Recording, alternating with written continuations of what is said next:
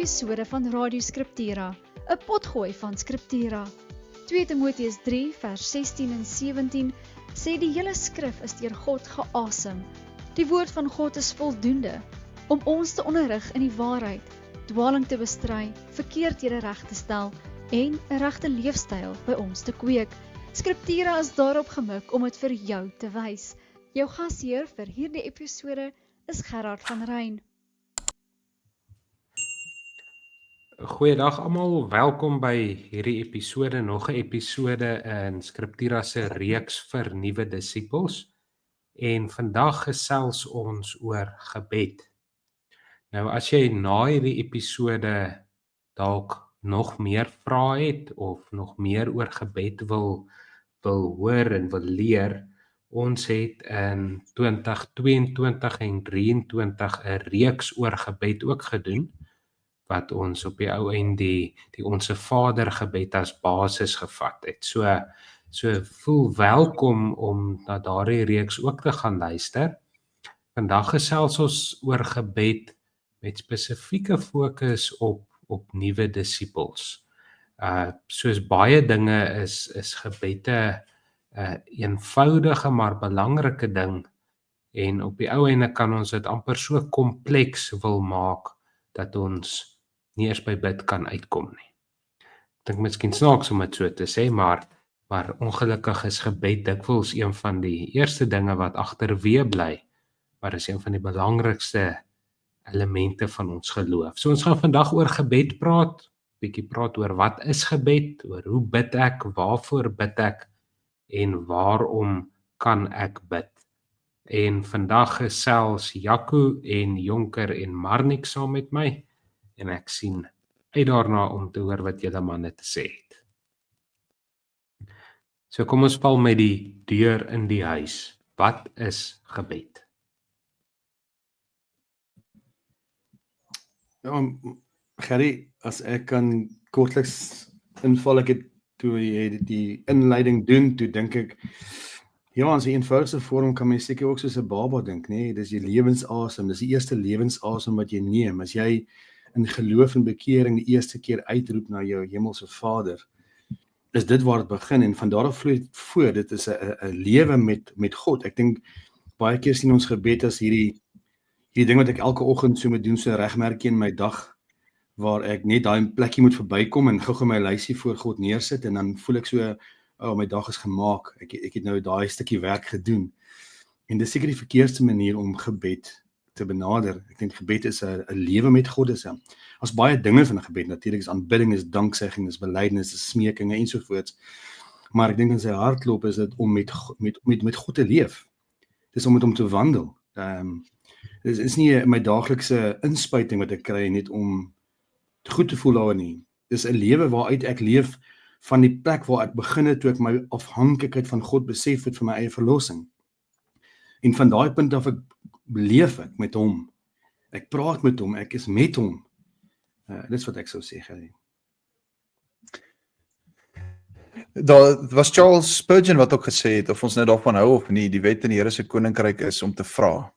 En dit sluit baie aan by hierdie gedagte oor gebed. Gebed is ten diepste 'n vraag na God. En wat ek daarmee probeer sê is die totale afhanklikheid wat ek as skepsel verklaar aan my Skepper, en juist deur vir hom te bid. Ek wys daardeur dat ek kan nie op my eie aangaan nie. Soos wat die Here self ook vir die volk geleer het, julle sal nie van brood alleen lewe nie, maar van elke woord wat uit my mond uitgaan. En daarvoor het die Here dit bepaal dat ons moet hom daarvoor vra. Vra hom vir ons daaglikse behoeftes, vra vir vergifnis, vra dat ons sy naam sal heilig. So die fokus is, ons gaan natuurlik nou daaroor praat, die fokus is nie primêr op ons nie.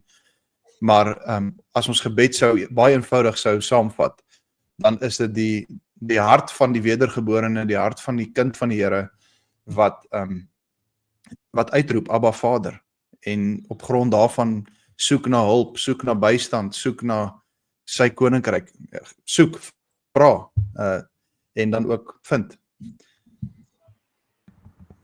Ja, Gerry, as ek mag aansluit by wat Marnix nou net gesê het, toe hy met van Charles Spurgeon gepraat het, Ek dink gebed, ek het nou gisteraand bietjie met een van die katekisasie klasse gepraat juis oor gebed en die noodsaaklikheid van gebed. En ek dink wat ons baie keer sien in vandag se tyd is dat mense dink gebed is iets wat vir my is waarin ek iets kan, jy weet amper soos 'n stukkie tool wat jy in jou hand het sodat jy iets kan gebruik en ek dink nie dis verkeerd dit noodwendig nie. Maar gebed is en julle moet maar vir my reg help as ek verkeerd is nê. Maar gebed is waar God met jou werk.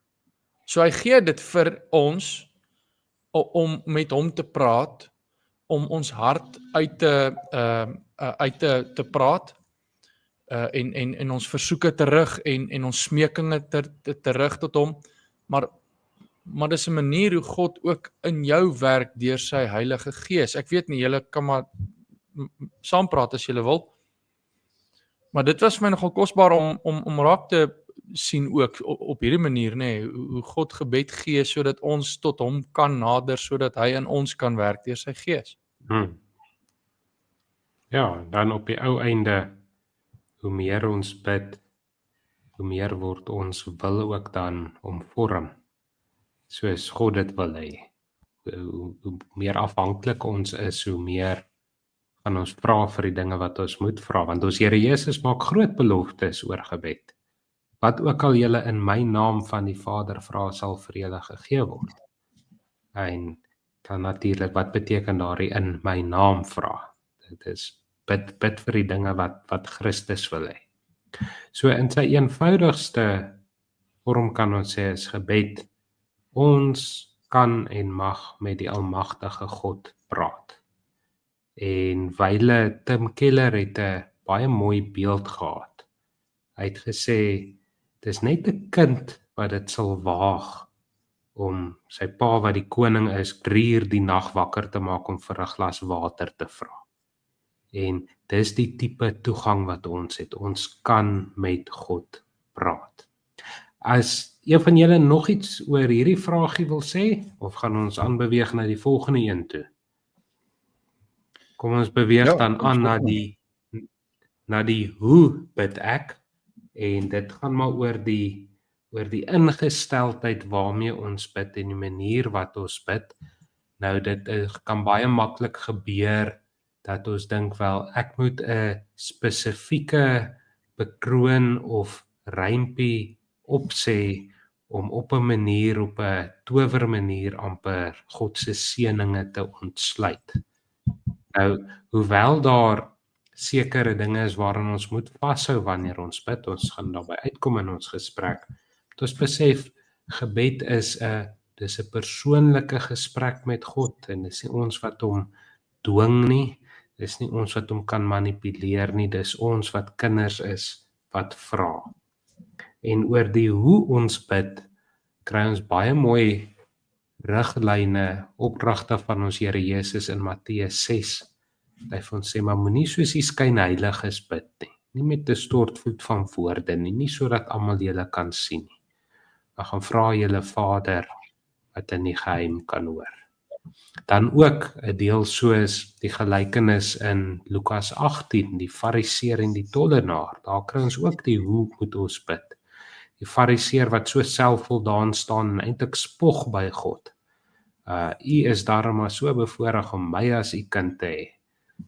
Is nie die houding waarmee ons bid nie, maar die tollenaar, die absolute besef van sy afhanklikheid, van hoe nodig hy God het. Ek hoor graag wat julle hieroor verder sê. Daar's 'n gedeelte in Hebreërs 11 vers 6 wat sê, en sonder geloof is dit onmoontlik om God te behaag, want hy wat tot God gaan moet glo dat hy is en 'n beloner is van die wat hom soek. So as ons begin met die vraag, hoe sal ons bid? Dan is hierdie nie 'n gedeelte wat ons kan vergeet nie. Ons moet dit in berekening hou, dat ons nie na God toe kan gaan sonder geloof nie. Dat ons nie moet bid sonder geloof nie. So die krag van gebed lê natuurlik, jy het nou gepraat van mense wat van gebed baie keer 'n towerspreek maak. Maar die krag van gebed lê nie in die een wat bid nie, maar in die een tot wie ons bid. Die krag van gebed lê juis by hom. So ek gaan na God toe in die geloof dat ek praat werklik met God wat waarlik bestaan. En ek praat met God wat waarlik na my luister en waarlik ook beloon as ek hom soek. Daar's ons gedeelte in Johannes Calvin se as ek reg onthou is dit wel in sy institusies, maar dis 'n gedeelte wat nogal vir baie gereformeerdes dink ek verbasend sal wees, is hoe Johannes Calvin 'n baie mooi uiteensetting het van hoe gebed moet wees. En dis amper dis so puntsgewys, dit voel amper vir ons asof dit nie gereformeerd is om so te praat oor gebed nie, omdat dit kom metodies oor, maar dit is glad nie, hy wil nie 'n nuwe metode leer nie. Inteendeel, ek dink hy lig van ons baie mooi uit hoe ons gebed daar moet uitsien. En ek wil graag die punte hier noem. Die rede hoekom ek sê dit voel vir baie Suid-Afrikaanse gereformeerdes vreemd is omdat dit vir baie meer lyk soos die Engelse Puriteinse manier van skryf. En dis juist hoekom ek dink dit so besonder is, want dit is so prakties. Dit is so ryk. Hy sê die eerste reël vir gebed is dat ons met hierdie diepe ontsag moet bid. Ek moet weet dat ek is die bedelaar, ek is die een wat soek na die lewende brood en God is die een wat dit gee. En daai ontsag vir die Here is iets wat ons nie kan vergeet nie. Ons kan nie sonder daai ontsag na die Here toe gaan nie. En dis iets wat nogal vandag ook by baie mense nie meer in hulle gedagtes is nie. Gebed word 'n baie meer 'n platvloerse gesprek wat ons het, maar daai diepgaande ontsag vir God se heiligheid ontbreek nogal baie keer. So dis die eerste reël, sê hy. En die tweede is hierdie opregte wete van wat ek van die Vader verwag, wat ek van hom vra, waar ek met ander woorde erken dat ek totaal en al van hom afhanklik is. Maar ek soek wat ek nodig het, ek soek waarvoor ek vra werklik by hom, en hy is die goeie gewer van dit alles. Die derde reël, sê Calvin, is dat ek ook sal bid met 'n diepgaande besef van my gebrokenheid en my sonde, dat ek sal erken dat ek eintlik in myself geen reg het om na God toe te gaan nie, dat ek onheilig is, maar, weer eens Hebreërs 11, ek kan met vrymoedigheid na die Vader toe gaan, want hy bestaan en hy sal beloon. In Christus kan ek na hom toe gaan. Die vierde reël, sê Calvin, is dat ons ook sal bid met die vaste hoop en die vertroue dat die Here ook sal uitkoms gee, dat hy ook werklik luister, dat hy ook gehoor sal gee. So ek gaan nie net na God toe en bid iets en sê, nou is dit nou maar oorgelaat en nou moet ek maar weer my eie plannetjies maak nie. Die laaste is die reël dat ons ook sal bid in Jesus Christus se naam. Want dit is natuurlik ook al hoe ons in die voorhof van die koning kan ingaan, is in die bloed van Christus. So ek noem dit want dit was vir my verbasend om so iets so puntsgewys, so ek weet nie of ek dit reg uitdruk wat ek probeer sê nie. Dit voel net vir my asof baie keer dink ons aan Calvin as iemand wat nie so spesifiek metodies sou ingaan op gebed nie, maar eintlik net die beginsel sou neerlê, maar dit is so mooi prakties en dit is vir ons so waardevol. Ons kan baie daaruit leer. Ja, dit is nogal mooi om daarna te luister en te besef hoeveel van dit wat hy noem mens so die lyne na die Onse Vader gebed toe kan trek ook. So ek dink mens kan gerus bietjie dieper daarop ingrawe. Jaco. Ja, en wat ek nou gaan sê, skiet nie maar niks se punt af nie, maar oor die metodiese benadering.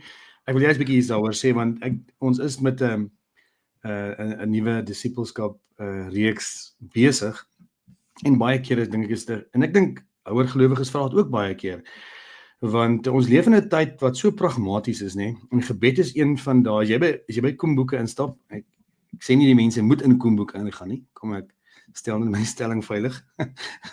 Partykeer is 'n goeie gereformeerde boeke nogal goed op afslag by Koem, en nou ja. As jy by Koem instap, dan is van die eerste boeke wat jy so by die deure sal sien, is baie oor gebed, en metodes van gebed. En jy weet, daar's hier een of ander magiese manier hoe jy moet bid, en dan sal jy resultate kry. As jou gebede nie verhoor word nie, neem hierdie 5 stappe, maak seker jy bid so en so en so, jy bely so en so en so, en dan sal jy sukses op gebed hê. So is die moderne benadering, en so baie keer vra mense die vraag, is daar 'n regte manier om te bid? So asof daar hierdie geheime metode is wat in die Bybel weggesteek is iewers wat ons moet vind. En as ons daai goue ketting vind, en die stappe neem, dan maak die hemel vir ons oop. En dis natuurlik baie vals, dit is nie waar nie. As gelowiges, jou eerste asemteug is, wees my 'n sondaar genadig. Dit begin met 'n ingesteldheid. Daar waar ons tot bekering voor die Here knak, van daaruit leef ons gebed dit ook verder, in 'n nederige, afhanklike houding waar ek weet wie ek is en wie hy is. Sy absolute heiligheid. En daar's natuurlik ook baie tendense deesdae in ons in hierdie gebedsleringe en boeke is, God is my daddy, né? Ek kom sit op sy skoot en gesels met hom. Daai tipe goed is nie die manier hoe ons bid nie. Hoe ons met die driemaal heilige God praat nie.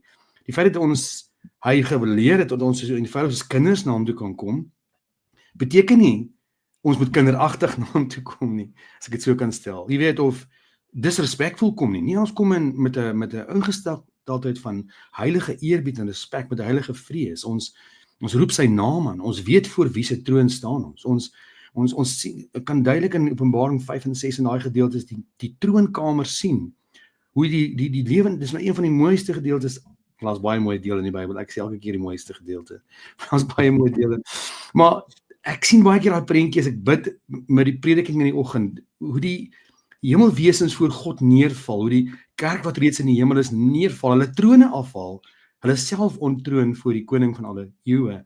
Dis die gesindheid en die manier waarmee ons bid. En dan ook soos Marix gesê het, ons kom in die naam van die Here, maar nou, baie keer dink ek, mense dink ook, want ek hoor nou baie mense sê, elke sinnetjie moet hulle afsluit met in Jesus naam, want dit is asof dit in Jesus naam 'n magiese kragwoord is. Ja. Nee, ons kom in Jesus, omdat ons in hom reeds is. Ons is reeds in die allerheiligste gesetel in Christus, maar ons kan sê, Here, ons bid in U naam, ons kom in Jesus na U toe, ons kom op grond van wat Jesus vir ons gedoen het, kom ons na U toe. En ek dink die psalms is vol van oop en eerlik. Ek meen, ons sien hoe Dawid sy hart uitstort voor die Here, in vreugde, in vrees, selfs in woede en in twyfel. Ek meen, ons baie moeilike psalms wat Dawid vir die Here sê, Here, hoe kan die ongelowiges so goed gaan? Waar hy ook selfs bid, waar ook in die psalms gebid word teen die omgooi van boosheid, jy weet, en dan bid volgens God se woord. Dis die belangrikste, dis die gebede wat verhoor word. Ons bid vir ons die hart van die Vader, as ons bid vir ons sy woord. Gerry, ek wil bietjie van 'n ander hoek af inkom, met die oog daarop dat mens besig is nou met 'n reeks vir jong gelowiges, wat pas tot die geloof gekom het. Jy weet, soos wat mens vorder ook in jou geloofslewe en op die pad van, kom ons sê maar op jou pelgrimspad, op pad na die ewigheid toe, soos jy aan die begin heeltemal tereg gesê het, gebeur dit soms dat 'n mens besig raak en klomp afleidings kry in jou lewe en dan raak gebed vir 'n mens partymal 'n werk, nê. En dit is nogal, dit kan 'n beproewing word in die geloof. En dis natuurlik nie wat pas, weet, gelowiges wat pas tot bekering gekom het ervaar nie, maar ek dink mens moet dit ook in ag neem. En wat is jou gesindheid, wat is jou ingesteldheid? Iemand het dit net nou genoem, jy weet, as jou kind nou 3 uur die oggend na jou toe kom en hy het nog steeds vrymoedigheid om na jou toe te kom, is net jou kind wat dit kan doen, nê. En so met ons gesindheid teenoor ons hemelse Vader wees, partymal regtig vanweë die sonde val, vanweë ons eie sondige natuur, is dit so, en vanweë ook die wêreld, die besige wêreld waarin ons lewe, verloor hy partymal fokus en dan voel jy regtig nie jy wil bid nie. En dan beveel die Bybel jou ook. Dink maar aan Lukas 18, dat die Here gelykenis vertel dat iemand gedurig deur moet bid, volhard in gebed en nie moedeloos. Dis 'n mooi beeld wat hy daar gebruik. Hy gebruik die beeld van 'n vrou wat aanhou karring. Die weduwee wat uit die regter karring tot hy vir haar gee. Ek dink as mens groei in die geloof, dan voel jy op partymal ook jy karring nou, nê, soos jy sê, so jy assosieer regtig met daai beeld. Maar mens moet ek wil nou net praat oor die ingesteldheid. Mens moet regtig daardie vrymoedigheid hê, want die Here gee daardie vrymoedigheid, maar hy beveel dit ook wanneer jy nie voel jy wil bid nie, dat jy moet aanhou bid. En ek wil dan in hierdie gesindheid onderstreep die feit dat gebed is eintlik iets waarin jy moet besef jy is 'n kind en jy het 'n hemelse Vader. Ek dink dis die sterkste gelykenis wat die Bybel ons kan gee oor gebed. Jy moet besef jy's 'n kind. As jy nie meer besef jy's 'n kind van God nie, as jy nie meer besef jy's afhanklik en jy het iets nodig nie. As jy begin vra soos hoekom moet ons bid as die Here in elk geval weet wat jy gaan vra? Kyk, dis geldige vrae wat 'n mens moet vra en uitklaar vir jouself voor die Here. Maar ek bedoel, as jy eers daai vrae begin vra in twyfel, dan het jy vergeet jy is 'n kind wat hom nodig het, wat afhanklik is. Die Here hou ons nie afhanklik van hom sodat ons jy weet, om ons te onderdruk nie, maar dit is juis om ons te sorg. Om hierdie gedagte van kind van die Here net te onderstreep, daar's 'n paar kere in die Bybel waar ons 'n baie duidelike riglyn kry, nie 'n riglyn nie, bevel hoe ons moet bid. En dit is in die Gees. Judas 1 vers 20, Efesiërs 6 vers 18 sê bid in die Gees.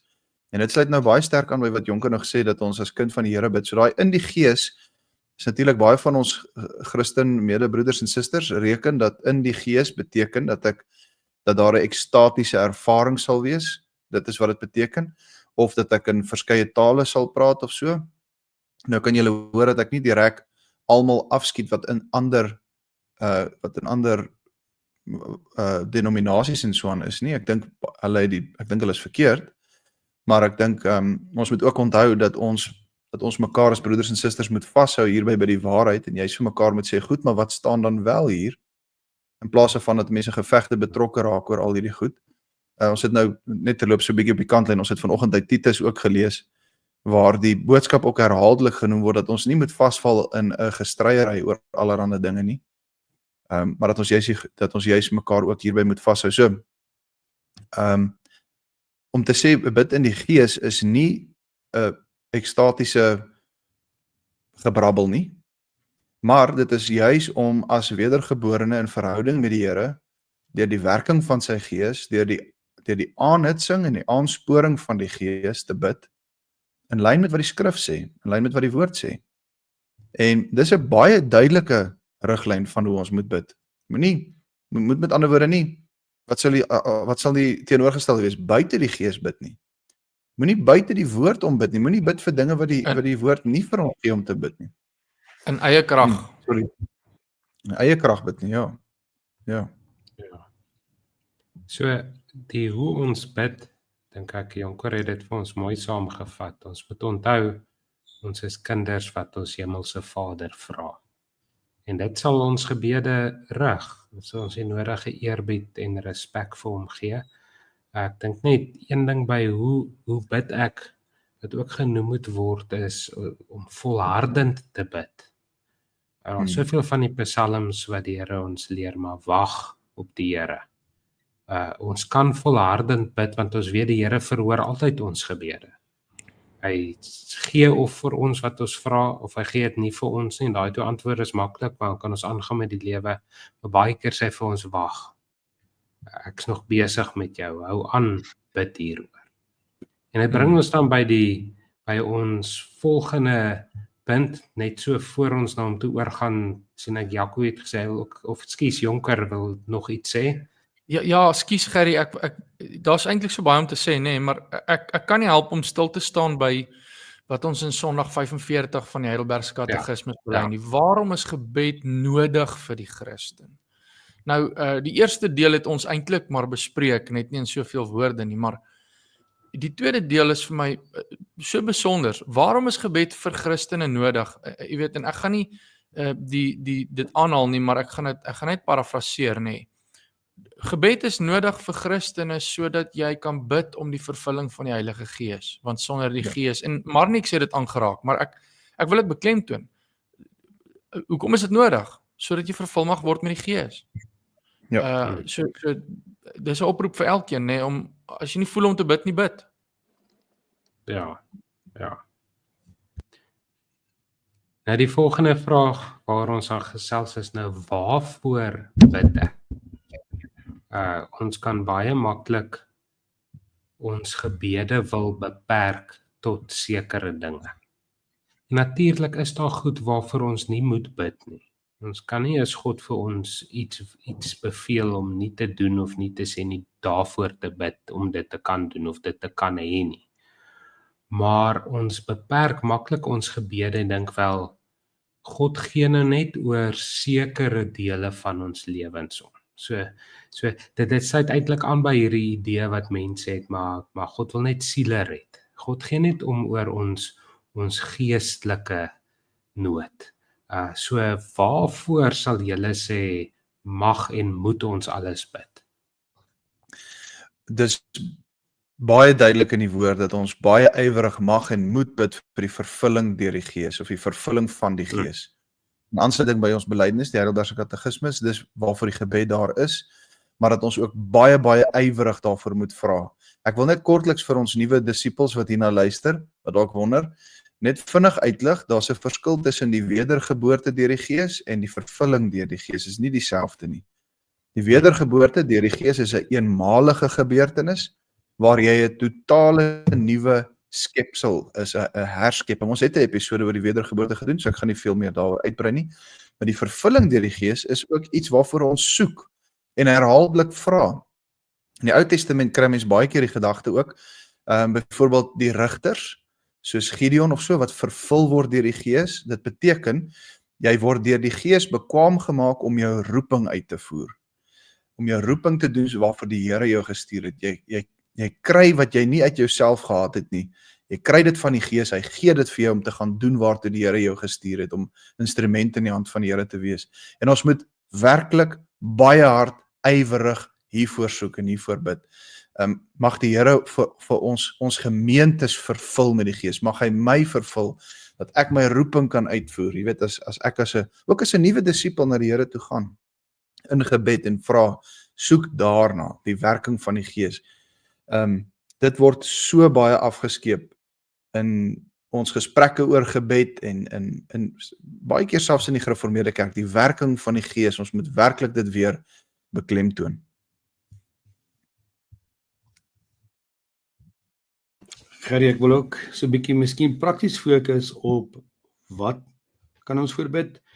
Veral vir nuwe disippels, mense voel baie keer jy kan nie na die Here toe kom met sekere goed nie, want dis onminderlik. Die Here stel nie belang of jy nou vandag sukkel om 'n potlood in die hande te kry of nie. Die Here is nie geïnteresseerd daarin nie. Vir 'n graad eentjie is dit 'n groot ding, nê? En vir daai kind wil hy dit graag voor die Here lê. So ons Vader in die hemel word geëer wanneer ons so afhanklik van hom leef dat ons selfs met die kleinste dinge na hom toe kom en sê, Here, hier is 'n ding wat my baie pla en dat ek mee sukkel. Ek kan nie vir my help hiermee. Ek kom en ek het u wysheid nodig. Selfs in daai eenvoudige gebed van 'n 3-4-jarige kind wat begin praat en sy eerste gebede begin bid en hy bid vir sy eenvoudige wêreldjie waarin hy lewe met sy speelgoedjies, sy hasie en sy Legos en sy wat ook al, word baie keer gevul in hulle gebede. En ons moet hulle leer om vrymoedigheid daarmee te hê met eerbied na die Here toe mag gaan, met hulle lewenswêreld en natuurlik tot in ons ou dag. Jy weet, soos ons hele lewe deurwandel, ons Vader is intens met ons lewe betrokke. Hy stel belang in die lewe van sy kinders. Dit is vir hom belangrik wat in sy kinders se lewe aangaan. Die skrif is vol daarvan dat die Here besorg is vir die beskerming van sy kinders, hulle emosionele welstand, hulle fisiese versorging, hulle geestelike versorging. Dis aspekte wat ons voor die Here kan bid. Here, help my met my heiligmaking. Ek wil groei in U. Ek wil meer van Christus ken, ek wil meer van hom leer. Laat Christus meer gestalte in my kry. Jy weet, dan gebede wat alles in lyn, die tipe gebede is in lyn met God se woord. Die Here sê bid in Jesus se naam en ek sal julle hoor. Nou dis nie weer eens nie die magiese manier van bid nie. Dit beteken maar net om in Christus te bid, om in Christus te wees, maar om ook vir ons die woord te bid. Die Here sê wat ook julle vir ons my woord vra, ek sal julle hoor. Nou hoor beteken nie Hy gaan ons elke keer gee. Hy hoor ons definitief. En geen antwoord is ook 'n antwoord. Hy het ons gehoor. Hy laat nooit sy kinders alleen nie. En as jy bid iets en jy ontvang nie dadelik nie, dan sê dankie Here, want ek verstaan dat U my gehoor het. Ek weet U het my gehoor, maar U het gekies om dit nie nou te gee nie, of dalk nooit vir my te gee nie. Maar daar's wel dinge in die Bybel wat die Here vir ons beloof, wat hy vir ons sal gee. Hy sal ons die genade en die krag gee om deur ons lyding te gaan. Hy beloof ons daai. Hy beloof nie noodwendig dat die lyding weggevat word nie, maar hy beloof die genade en die krag binne die lyding. Dis dinge waarvoor ons kan bid. Ons kan bid vir dinge vir ons eer, dinge wat ons eer dien. Liggaamlike en geestelike versorging. En natuurlik om gehoorsaam te wees aan die Here. Ja. Weer by Sondag 45 van die Katekismes. Waarvoor moet ons alles bid? Wat het God ons beveel om van hom te bid? Alle geestelike en liggaamlike behoeftes. Ons sien dit in die Onse Vader weer eens, ons bid tog gee ons daaglikse brood. En dis so mooi dis behoeftes. God gee vir ons wat ons nodig het. Hy gee nie altyd vir ons wat ons wil hê nie. En genadiglik nie. En dit bring ons by ons laaste punt vir die dag. Ons sal kan vra, maar waarom kan ek bid? En ons eindig ons gebede baie keer in Christus se naam. Wat is dit wat maak dat ek 'n klein mensie met die almagtige God kan praat en dat hy my hoor en dat hy my verhoor? Ek hoor graag julle gedagtes. Ja, Gerry, ek wou by jou vorige punt net aanhaak nog. En eintlik daarby noem, jy weet, die Bybel sê eintlik vir ons baie mooi dat gebed is nie net smekinge nie, maar ook danksegginge. Danksegging, ja. Filippense 4. Ja, ag en jy kry dit op verskillende plekke ook, nê. Waar Paulus byvoorbeeld sê ek dank ons God en Vader vir julle of wat ook al, nê. Marnix het net nou gepraat van dat ons ook bietjie kollektief moet bid. Dis nie net 'n individuele saak nie, mense bid saam ook en vir jou gemeente en vir die geloofsgemeenskap en vir jou naastes en so. En ook jou vyande natuurlik, leer ons Here Jesus. Dit laat my nou nogal so 'n bietjie dink, skus ek vanoggend ry ons skool toe en een van my kinders sê, van die kinders by die skool sê ons hoef nie te bid vir in die oggend nie. Ons vra toe nou uit daaroor en sê waaroor gaan dit? Nee, as jy nou kos eet, jou oggendete hoef jy nou nie voor te bid nie. Sê ek, ja, dis seker omdat daar pap gegee word, nê? Baie jy eet mos nou maar pap in die oggend en dis mos nou nie regte kos seker nie, maar die punt is mens dank ook daarvoor. Ja. Want ons as gelowiges, as kinders in ons afhanklikheid ontvang dit ook van die Here, so ons dank daarvoor. So ja, dit gebede is smekinge, maar ook danksegginge. Maar om by jou laaste punt uit te kom, ek dink die Bybel is vol daarvan. Ek dink veral Hebreërs maak dit vir ons mooi duidelik, nê. Ek bedoel selfs die feit dat Jesus Christus vir ons sê hoe sy disippels vra hoe moet ons bid en dan gee hy vir ons die gebed. En later ook in Johannes sê hy dat alles in sy naam gebid moet word, nê. Die feit dat dit in sy naam gebid moet word, ek dink Marnix het ook daarna verwys vroeër. Ek dink nuwe gelowiges kan vra, maar wat beteken dit? Wat beteken dit dat in sy naam gebid moet word? Jy weet, moet jy nou net daai frase agteraan sê en dan is jou gebed beantwoord of dan kom dit by God uit. Ek dink ja en nee, maar dit gaan verder as net om die woorde te sê. Dit gaan daaroor dat wanneer jy in geloof is, dan staan Christus vir jou in. Hy sê ek gaan na die Vader in Johannes 14 om vir julle daar in te tree, nê, vanaf Johannes 14 en verder. So hy tree vir ons in by die Vader sodat die Vader ons gebede kan aanhoor deur sy seun. So ek wil dit maar graag so begin hierdie punt. Galasiërs 4 vers 6 sê, omdat julle kinders is, het God die gees van sy seun in julle harte uitgestuur en hy roep Abba Vader. Daarom is jy nie meer dienskneg nie, maar kind. En as jy kind is, dan ook erfgenaam van God deur Christus. Nou dit is 'n deurlopende gedagte wat ons nou in hierdie episode gehoor het, die werking van die gees en die aanneming tot kinders. Maar dit is dis waarom ek kan bid. Dis regtig, dis eintlik alrede. Ons is nie kinders van nature van God nie, ons is kinders vanweë die aanneming. Ons is aan Christus gegee voor die grondlegging van die wêreld, hy het ons uitgered, hy het sy gees gestuur om ons aan te neem as kinders. Nou het ek 'n totaal nuwe erfenis, ek het 'n totaal nuwe toekoms, ek het 'n heel nuwe vader. Vroeër was my vader die vader van die leuns, die mensemoordenaar van die begin af, die Satan. Nou het ons 'n nuwe vader, 'n nuwe meester, 'n nuwe Here, die Here Jesus Christus.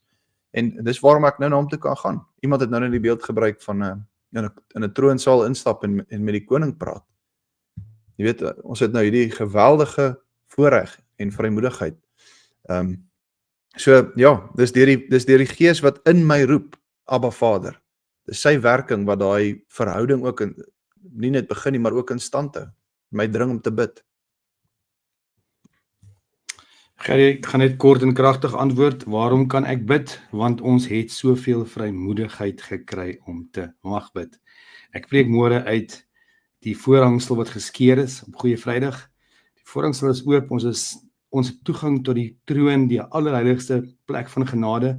Hebreërs 4 vers 16, laat ons dan met vrymoedigheid na die troon van die genade gaan, sodat ons barmhartigheid kan verkry en genade vind om op die regte tyd gehelp te word.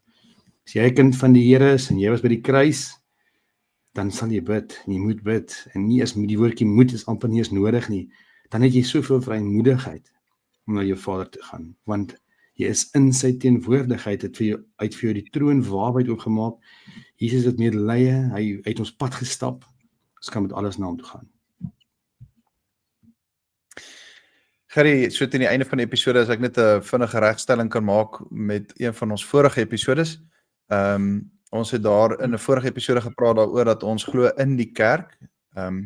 Is natuurlik nie in die kerk nie, ons glo aan die kerk. Ons glo in die Here, ons glo in Christus, maar ons glo aan die kerk. Ons verlossing lê nie in die kerk nie. Dis miskien hoekom dis miskien waar baie van ons probleme vandaan kom, omdat ons glo in die kerk, en dat ons saligheid daarvandaan kom, maar dit is nie reg nie. So, ons wil net dit ook genoem het vir ons nuwe disippels, wat ook met 'n nuwe en 'n vars oor luister na hierdie ding, is baie belangrik. Dit is nie maar net sommer 'n woordjie nie, is maar net sommer 'n klein dingetjie nie. Ons glo in Christus, aan die kerk. Dankie. Ja, dankie maar niks. Broeders, baie dankie vir die saamgesels oor gebed. So 'n kosbare en nodige deel in ons geloof. En dis met alles wat ons aanpak, is dit die eerste ding wat ons moet doen. Ons bid eers, dan doen ons. En as ons die verskoning wil gebruik, maar ek is te besig om te bid. Liter het mooi gesê, ek het vandag so baie dinge om te doen, ek gaan 2 keer so lank moet bid. Ek kan nie sonder die Here se leiding en krag nie. En ons gebed is ook dat hierdie episode sal bydra tot almal se vorming in die geloof en groei in die geloof, en dat ons almal, alle gelowiges, sal volhard in die gebed, aanhou vra vir die vervulling van die Gees, dat ons die roeping wat die Here ons gee getrou kan uitleef. Ons sal 'n volgende keer weer verder gesels. Totsiens.